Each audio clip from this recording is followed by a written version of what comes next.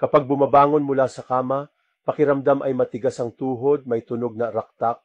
Ito ay karaniwang reklamo ng mga pasyente ko na nasa edad 40 pataas. Kung nararamdaman mo rin na parang pagod ang tuhod at tuwing umaakyat ng hagdan ay may naririnig kang kaluskos sa kasukasuan, maaaring ito na ang senyales na kailangan na itong bigyan ng pansin.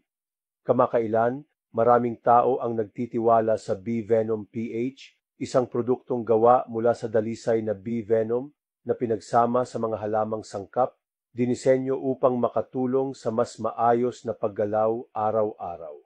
Sa paglipas ng panahon, ang ating cartilage ay unti-unting nauubos at ang likido sa kasukasuan ay nababawasan. Kaya nararamdaman ang tunog, paninigas o pananakit. Ito ay normal na bahagi ng pagtanda.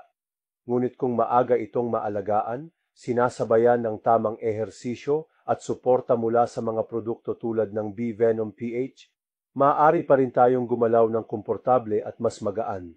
Ang Bee Venom PH ay isang produktong pangsuporta sa kalusugan, madaling gamitin isang beses sa isang araw, gawa sa natural na sangkap at hindi nakakapagod o nakakaapekto sa tiyan.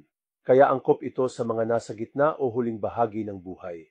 Sa kasalukuyan, may diskwento itong hanggang 70% para sa limitadong bilang. Kung interesado ka, maaari mong iwan ang iyong impormasyon sa aming opisyal na website upang makakuha ng mas detalyadong gabay